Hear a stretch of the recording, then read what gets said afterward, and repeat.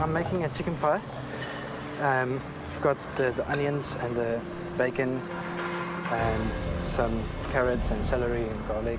I'm frying off my chicken with the stock to reduce so that I have enough time to put the chicken in the oven. My mother always used to make some chicken pie, but I've made my own chicken pie, but also like influence from my mother's chicken pie.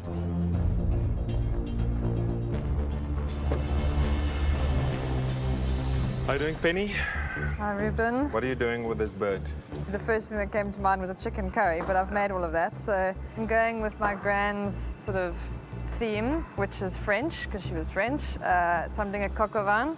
Oh, lovely. And then I'm going to use the giblets and some more livers and heart to make like a pate on like a very thin toast, like a Melba toast she used to serve it on. Then I'm going to do a potato variety of some sort, so we'll see. Potato variety of some sort. Depends on my time. It's quite a simple dish. I'm hoping flavor's gonna get me through, so the process is quite important. I thought, am I gonna make the chicken pie? Because the filling hasn't yet reduced that much and I'm not happy with it. And I started stressing and thought of plan B, get a chicken breast, hit it so that it's flat, and maybe I'm just going to use that stuffing to blitz it with and make a whole new chicken stuffing. What's happening with the pastry? I wasn't quite sure if I'm doing the right thing or not. I want to fill it inside there, but I'm just trying to think still and making my own. Whatever you're going to do with the puff pastry, I suggest you get it in the oven now, because if you're going to go that way, if you don't get it in now, you're going to be in trouble. I'm still unsure. I'm very nervous. Yeah.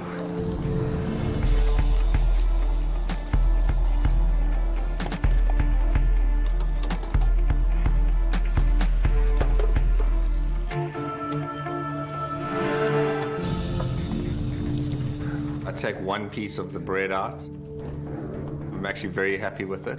I have already put my chicken in.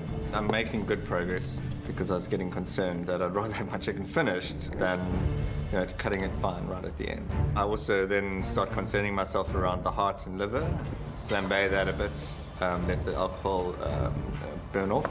It was one of those things that came to me in the challenge rather than that's what I was going to do with them.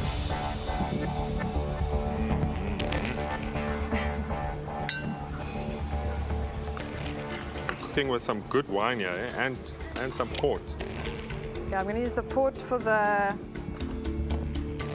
livers and the giblets. Oh my God, I've just been focusing on you.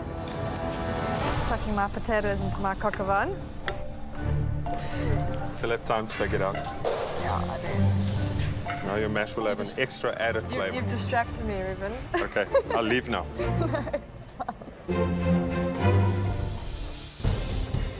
Basically, I'd chosen the chicken pie because I knew I can do it, and I'll give everything just to have that thing in the oven. Because it takes about 15 to 20 minutes till it's all cooked and golden brown. 25 minutes exactly, I put in my chicken and pie, and I was hoping for the best and didn't know if it's going to be ready or not.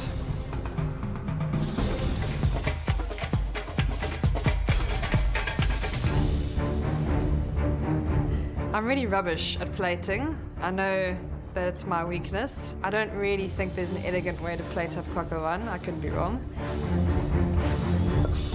The gizzards you put in the gravy. I did.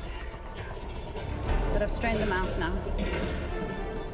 And how's the chicken going? It's out and resting. Checked on my chicken a couple of times, and I took it out. I kind of wiggle the legs to see whether they're cooked or not, because if they're still tight, then it's not cooked. And so I put it on the side to rest because it looked gorgeous. So I'm very happy with my chicken. It's such a beautiful pie, and it's such a beautiful golden color. That was a relief. So eventually, tip the pie over and thought it's gonna break, and I didn't hope for that. But eventually, everything was good and as planned.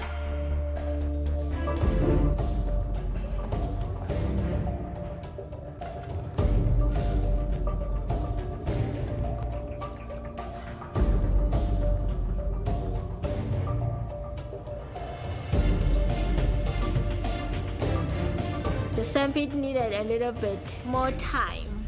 In Italian, they will say it's al dente. I needed like 10 minutes so that it's a little bit soft.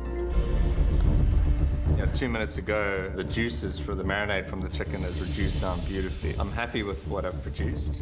So I think it'll boil down to the chicken, whether it's cooked or not.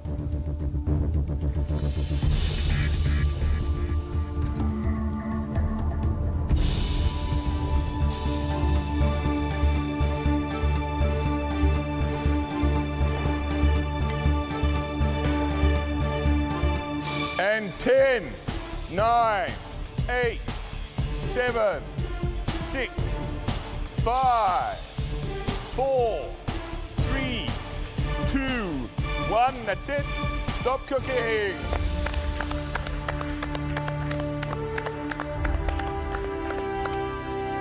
Looking at my plate, I'm happy. All the elements I set out to do, I finished, so I'm happy with that. Enjoy, guys. Thank you.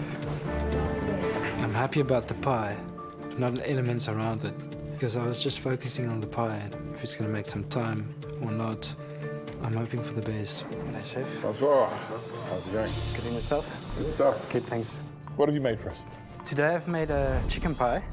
Today it took me all back, when I was younger. Parents and them used to live in Grafenet, and it was always my inspiration because I love making pies and the texture of it and just the filling is always so interesting. And what made you think of the chicken liver, the little roulade with the aubergine and the mozzarella? I think that's quite just a creative idea of, I've never tried it before. Okay.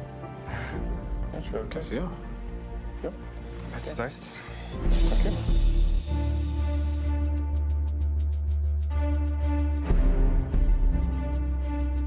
Nice pink liver.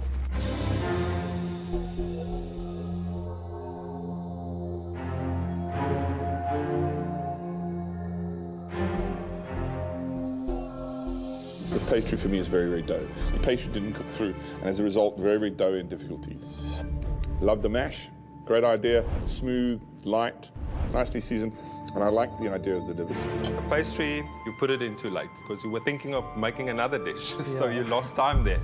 So the pastry at the bottom just didn't get enough time to cook as well. Thanks, Francois. Thank you very much, Chef. Thanks. Thanks, Francois. This can't be my last day in the kitchen. I've got so much more to show them. How did it go? Oh. Oh, God.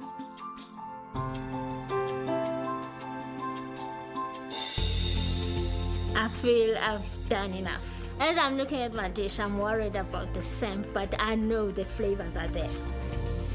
Sibukazi. I've made a peri-peri roasted chicken with a tomato samp and with chicken liver and some neck bruschetta with roast potato and some grilled vegetables.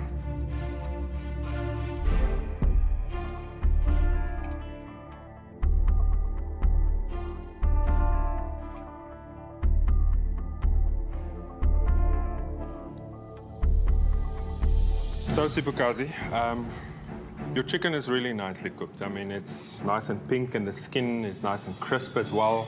The bruschetta, it's a problem if you serve the chicken necks on there. Yes. You're going to bite into that bone and that can be dangerous for most people. Yes. Your samp is al dente, if we can call it that, Yes. so it's undercooked. The Italians might like that. It still needed some more time to cook, but flavor-wise, it's actually quite good. So in terms of balance, because the samp wasn't cooked properly, it just didn't work there for me. The full use of the chicken, as we set it out at the beginning of the challenge, I think you utilize that. But then when you get to the bruschetta, it's too much chilies. Yes. If you're gonna have everything with a bit of chili and peri-peri, you need to make sure that there's a balance there. Thank you. Thank you. It can happen that I might be going home today. At least I tried to put in some flavors there. My grandmother was typically French and very critical. I think she'd be quite pleased that I've done this today to honor her. Hey, Penny. I made a coq au vin, with a bit of mash and green beans with almonds, although I'm not entirely happy with those. All the giblets went into the little pate. They did. The neck, I cooked with it, and I kind of pulled some of the meat off, yeah. Let's taste, guys.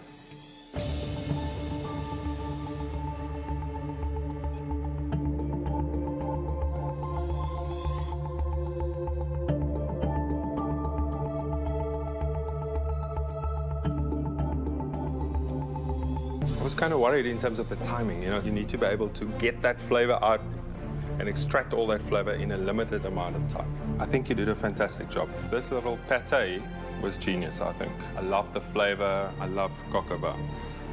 The sauce, it's got all that nice flavors. I can taste that sweetness of the leeks, that mash. That's how the French love it. You know, lots of cream, lots of butter. Yeah. This is what coq au vin should taste like. Chicken is falling off the bone, and it's complemented by top quality mash. Thanks, Penny. Thank you very much. Well done, Penny. My grandmother, she definitely have a criticism or two, but I think she'd be quite chuffed.